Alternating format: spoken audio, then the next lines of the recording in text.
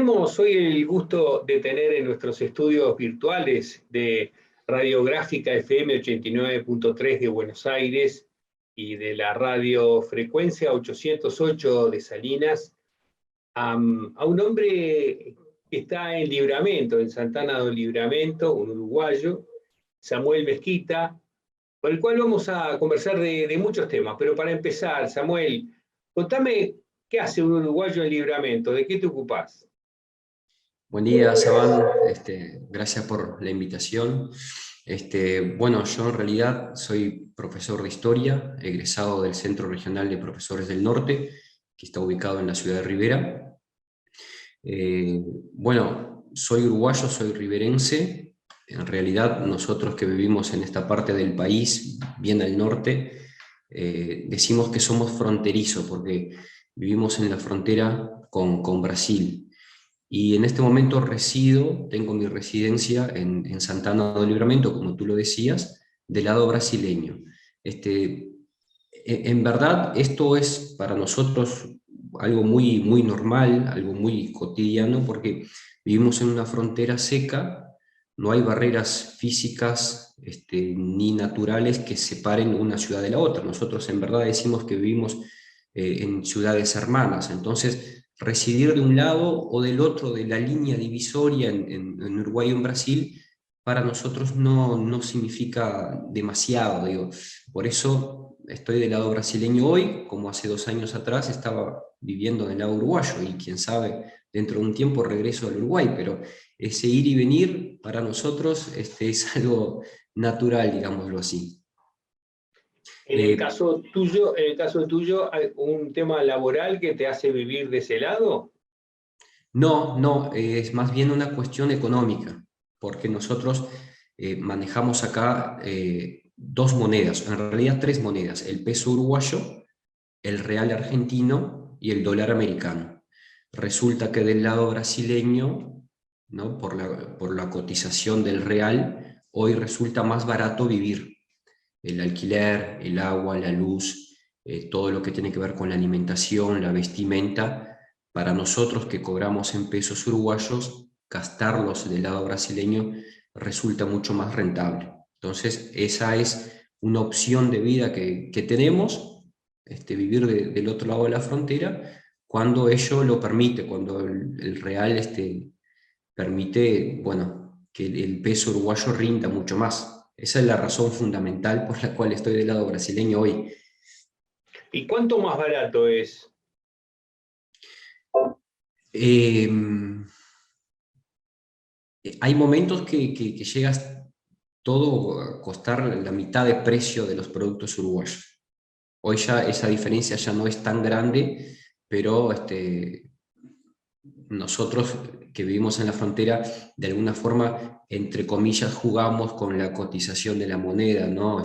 Vamos de un lado hacia otro, nos movemos, somos algo así como seminómadas en función de la moneda. Sí, sí, es una realidad. ¿Sos profesor de historia? ¿Estás trabajando en algún instituto, en alguna universidad? Sí, sí, soy profesor de historia de educación media. Este año concretamente trabajo en el Liceo número 6 Carmen Andrés, con adolescentes de entre 12, 13, 14 años. Y hace ya 13 años que he egresado y que me desempeño bueno, en los institutos de educación media públicos del Uruguay, lo que nosotros llamamos los liceos. Y he tenido algún pasaje también por formación docente. He trabajado 3 años en el Centro Regional de Profesores del Norte, pero actualmente me desempeño como profesor y como adscripto en este mismo Liceo 6. Dentro de Rivera. Dentro de Rivera, sí, del lado uruguayo. Ejerzo la profesión del lado uruguayo porque el título me permite trabajar solamente en Uruguay. ¿Han estado en estas últimas semanas trabajando con una muestra que han traído de Montevideo sobre el tema del Holocausto? Y era un poco ese el tema que te quería preguntar. ¿Cómo surge la idea? ¿Qué es lo que los llevó a llevar esta muestra allí? ¿Qué resultados está dando?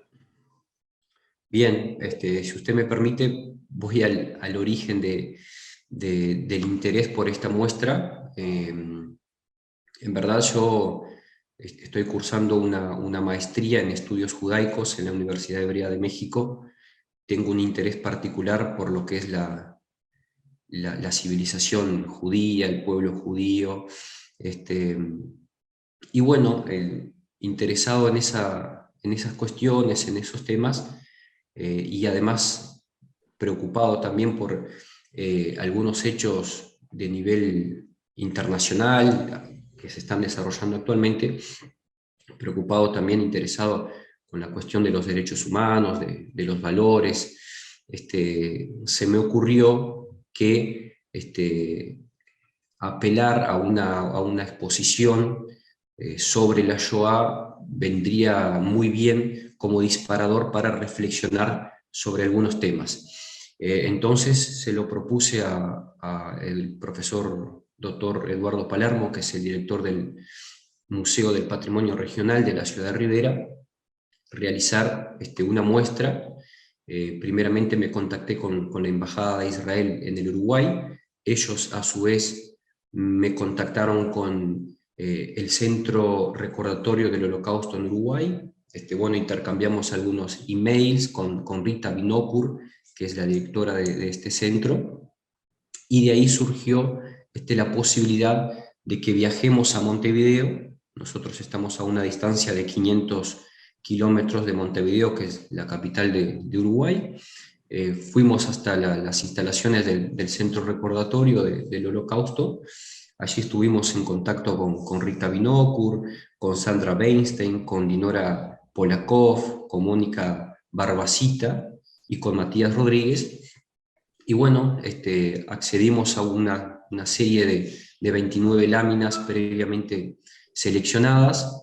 Firmamos un contrato de compromiso, trasladamos esas láminas hasta nuestra ciudad de Rivera y las expusimos en primera instancia en el edificio del CER del Norte, es decir, el Centro Regional de Profesores. La inauguración de esa muestra fue el día 10 de mayo, y además de inaugurar la muestra, ese mismo día 10 de mayo se realizaron una serie de 3 conferencias a cargo del profesor Pablo Barrios, profesor Ramón Ocaño, y como invitado especial desde la capital, Montevideo, vino el escritor Mauricio Bergstein.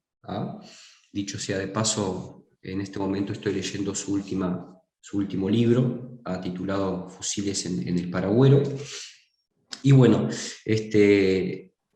pasada esa instancia y pasado ya varios días después del 10 de mayo, empezamos un momento de lo que llamamos muestra itinerante, porque la idea es que esa muestra recorra diferentes instituciones educativas de nuestro departamento y después que viaje incluso más allá. Justamente el día de ayer nosotros instalamos esa muestra en el liceo número 7, es un liceo de bachillerato para adolescentes entre 15 y 17, 18 años. Posteriormente la muestra va a ir a la Universidad del Trabajo del Uruguay, y así sucesivamente recorriendo diferentes ciudades del interior del país. Y esto es interesante porque resulta prácticamente imposible que estudiantes y público en general del interior del Uruguay se trasladen hasta Montevideo para poder visualizar una muestra de estas características o el Museo de la Shoah en el Uruguay. Entonces nosotros acercamos esa posibilidad a las personas del interior, de los pequeños poblados y ciudades del Uruguay, llevando esa muestra itinerante. Obviamente que como profesores de historia nosotros estamos interesados en dar a conocer los hechos vinculados al Holocausto, pero nuestro interés más profundo va mucho más allá de esos hechos concretamente. Nosotros utilizamos, como le decía hace un instante atrás, las imágenes de esa muestra como disparador para reflexionar acerca de los derechos humanos, acerca del valor de la vida, acerca de la importancia, la necesidad de la democracia, de la pluralidad, reflexionamos acerca del racismo. Entonces, nuestro mensaje como docentes hacia el público en general y particularmente hacia los adolescentes tiene que ver un poco con estas reflexiones, ¿no? Que van mucho más allá de los hechos concretos del Holocausto judío. Samuel, ¿esta iniciativa fue una iniciativa personal tuya o algún equipo? ¿Cómo funciona la iniciativa de esto? La iniciativa fue personal. Como le decía antes, yo tengo un interés particular por lo que viene a ser la historia del pueblo judío, pero obviamente que solo es imposible realizar este tipo de trabajos. Entonces inmediatamente se lo planteé a Eduardo Palermo. Dicho sea de paso, yo hago parte del equipo del Museo de Patrimonio Regional, y obviamente que al plantear la iniciativa al equipo del museo, inmediatamente todo se hizo mucho más fácil, los contactos, la obtención de vehículos para el traslado de los materiales, etc. Así que gracias a ese equipo, todo este montaje se hizo mucho más llevadero, mucho más fácil. ¿Cuál viene siendo la reacción ante esta muestra? ¿Había desconocimiento de esta realidad, de estos hechos históricos, o era ya conocido por los estudiantes de la zona? Bueno, en verdad hay un conocimiento general, ¿ah? Pero a su vez muy vago, bastante impreciso, sin datos históricos firmes. ¿Por qué? Porque los adolescentes en general acceden a películas, acceden a cuentos o a novelas, pero no lo abordan desde el punto de vista de la historia en términos estrictos. Entonces, la devolución que hemos tenido, no solamente de la muestra de la Shoah, pero también de las conferencias que se realizaron el día 10 de mayo, fue de una impresión, la impresión de algo como desconocido, de algo nuevo. ¿Ah? Realmente las imágenes han impactado por lo que nos han comentado los estudiantes, más allá de que algunas son bastante conocidas a través de la televisión, a través de internet, pero hay otras que de alguna manera son inéditas, pero lo inédito para ellos es que alguien le explique el contexto general de esa imagen, ¿no? Que hay por detrás a veces de una simple fotografía, ¿no? Entonces, creo que los objetivos están siendo logrados, se está despertando el interés, la curiosidad, estamos recibiendo mensajes incluso de diferentes instituciones para que llevemos la muestra hasta ahí, estamos armando una agenda. Por otro lado, nuestro interés también era tratar de mostrarles a los estudiantes de formación docente la relación entre la historia y la literatura, ¿no? Porque el que escribe novela, por ejemplo, y me refiero a Mauricio Bergstein, que lo mencionaba antes, se permite ciertas libertades, ¿ah? Que el historiador no las tiene. Entonces, la novela o el cuento también sirve para entender mejor el contexto de los hechos. Entonces, creo que los objetivos sí se están cumpliendo. Hace unos cuantos años atrás, no quiero equivocarme, pero quizá unos 10 años atrás, se realizó acá en la ciudad de Rivera una actividad en el Teatro Municipal, y en esa jornada participó una sobreviviente del Holocausto. Yo ahora no recuerdo el nombre, además yo era más chico, digamos, pero fue algo que realmente impactó la ciudad. Yo recuerdo de haber ido al teatro ese día y no pude entrar porque estaba abarrotado, lleno de gente, de estudiantes, ocuparon todo lo que son los asientos, los pasillos, fue algo impresionante. El tema no es muy frecuente acá en el interior del país, pero cuando llega una muestra, cuando llega una conferencia, realmente despierta el interés. Y yo creo que ese interés está ahí, digamos, solapado, gracias al cine, gracias a la literatura. Entonces nosotros lo que hacemos es aportar desde la historia.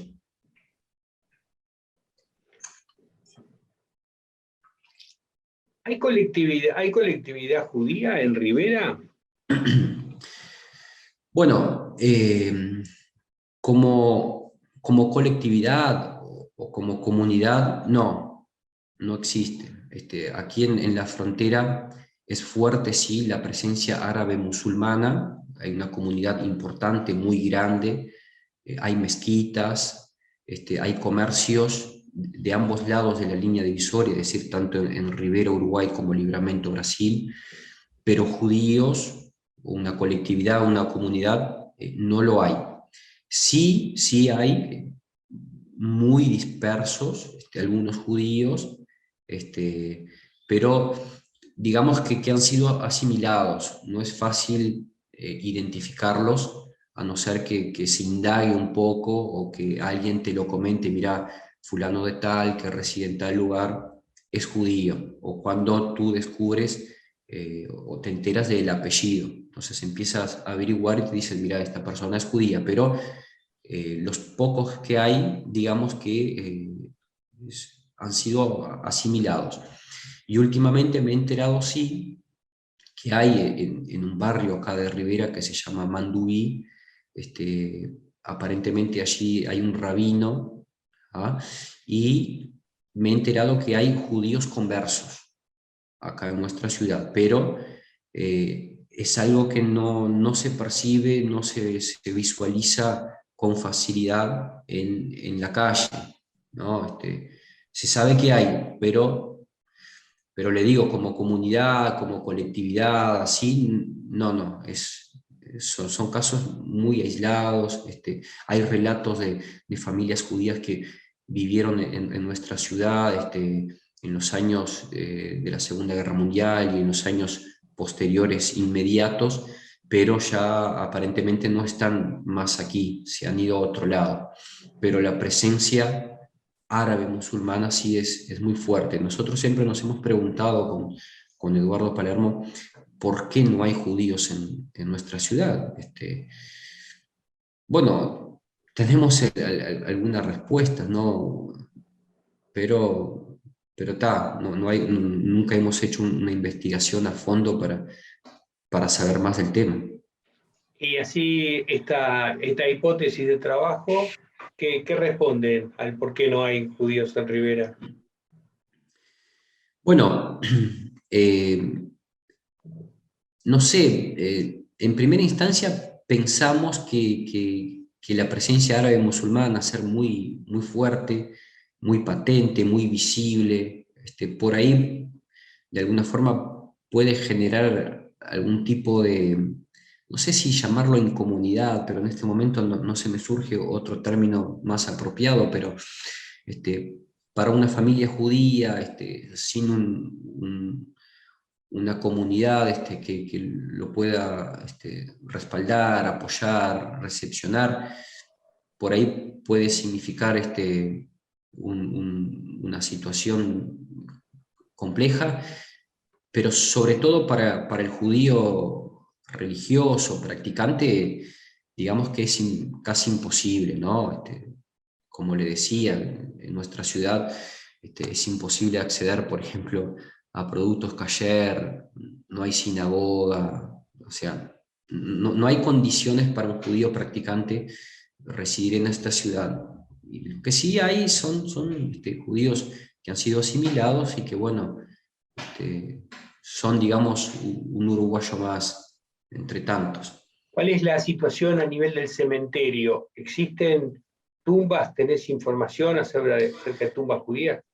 No, que yo sepa, en nuestra ciudad no hay nada de ese tipo, absolutamente nada. Mire, la única referencia que tengo es de una vivienda que está ubicada en el centro de la ciudad, que perteneció a una familia que huyó de la Segunda Guerra Mundial en Europa, terminó viviendo aquí un par de años, y, y lo que llama la atención de esa vivienda es el espesor de sus paredes.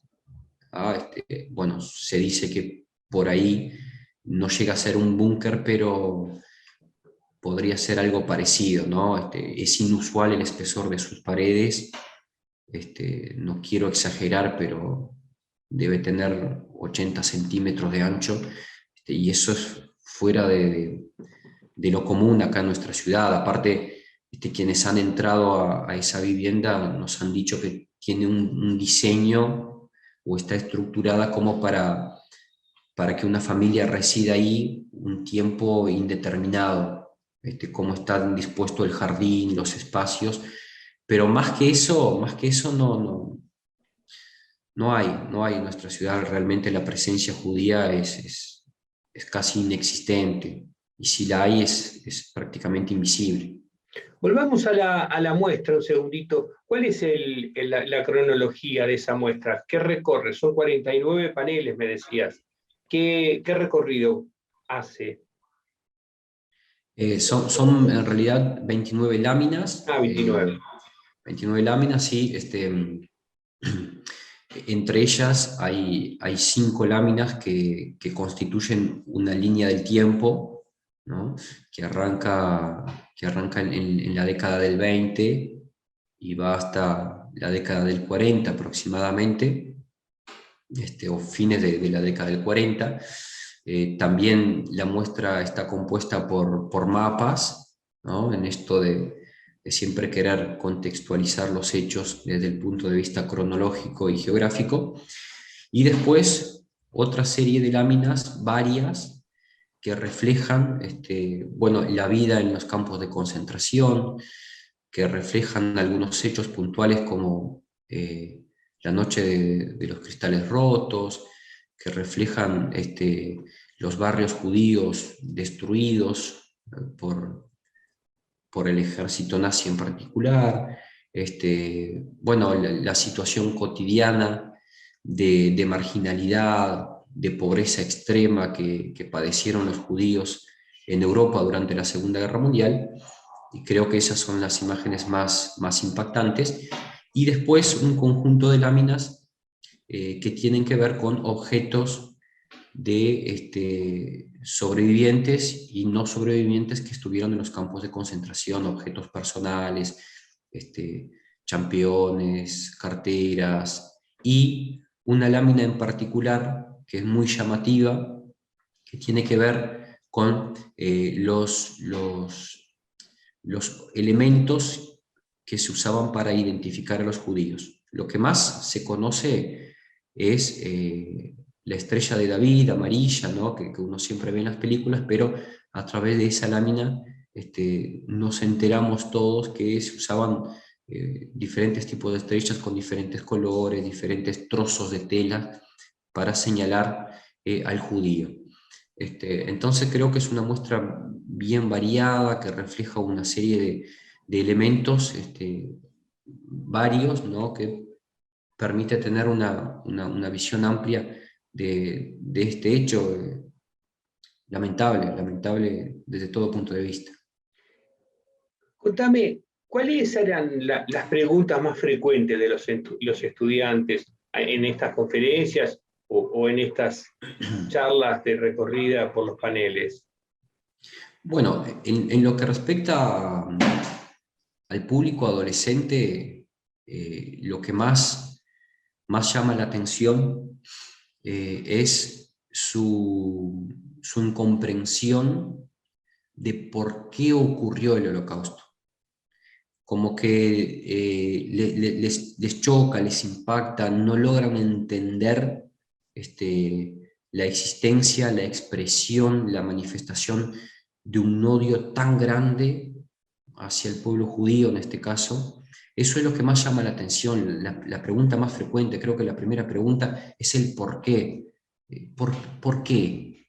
¿Por qué? ¿No? El por qué siempre está primero obviamente que hay un acercamiento a las láminas y hay una especie de choque visual, de mutismo en una primera instancia, y después surge generalmente esa pregunta, ¿no? Ellos se dirigen hacia algún adulto que esté cercano, hacia algún docente, y la pregunta inicial siempre es, ¿por qué? ¿Por qué tanto odio? Como que no logran comprender un hecho de esas características, ¿no? Más allá de que muchos de ellos están familiarizados con lo que es la historia reciente del Uruguay o de la Argentina, de América Latina en general, que tiene que ver con lo ocurrido en las últimas dictaduras cívico-militares, pero el Holocausto, digo, me parece que choca más, impacta más, y siempre viene la pregunta del por qué, ¿no? No logran comprender, parece algo inexplicable la expresión de un odio tan grande. Eso es lo que más choca. Y bueno, después aparecen preguntas más concretas, cómo era la vida en un campo de concentración, qué pasó con los judíos sobrevivientes, ¿no? Pero a mí en lo particular siempre me llama la atención ese cuestionamiento del porqué, la expresión en el rostro del adolescente, ¿no? Que no logra entender un odio tan grande, no logra entender las consecuencias inauditas, inimaginables de lo que fue el Holocausto. Yo creo que aquí es importante destacar el poder que todavía tiene la imagen fotográfica, ¿no? Uno en primera instancia puede pensar que el adolescente está muy influenciado por el audiovisual, ¿no? Que una película, que un video puede impactar mucho más, pero sin embargo la fotografía, ¿no? La captura de ese momento clave, concreto, expresa mucho, y a ellos les llega el mensaje, les llega fuertemente, sin duda, sin duda. Samuel Mezquita, desde Libramento, muchísimas gracias por esta charla, fue un gusto escucharte y bueno, saber de que ¿hasta cuándo va a estar esta muestra recorriendo el norte? Bueno, para ser sincero, ahora ya no lo sabemos porque, como le dije antes, ¿no? Hemos recibido mensajes de diferentes instituciones solicitando que la muestra se exponga por ahí, pero además esa muestra va a estar en instituciones educativas públicas de Uruguay, va a ir a una universidad del lado brasileño también, Ah, y después va a viajar a otra ciudad que está a unos 300 kilómetros de acá, que es la ciudad de Durazno, que está en el centro del país. Y no sabemos más por dónde va a andar, pero es una muestra realmente itinerante que por ahí va a andar un mes y medio, 2 meses circulando en lo que es el interior del país y del lado brasileño también. Por lo tanto, no sabemos hasta cuándo circulará la muestra. ¿y ustedes son los coordinadores de todo este movimiento? Sí, sí, el Museo del Patrimonio Regional es el responsable de llevar esta muestra, y en algunas ocasiones cuando este, podemos también realizamos alguna charla con los estudiantes de esos centros educativos. Este, pero claro, el principio también estuvo coordinado con el Centro Recordatorio del Holocausto de Uruguay, que está ubicado en la ciudad de Montevideo. De Montevideo. Claro. Bueno, te agradezco muchísimo, Samuel, y bueno, vamos a seguir en contacto para ver cómo sigue todo esto en el resto del país. Muchísimas gracias por tu tiempo. Saban, muchas gracias a ti por el tiempo, por el interés, y bueno, estamos a la orden desde este punto del continente. Que tenga Chao. un buen día. Chau, chau.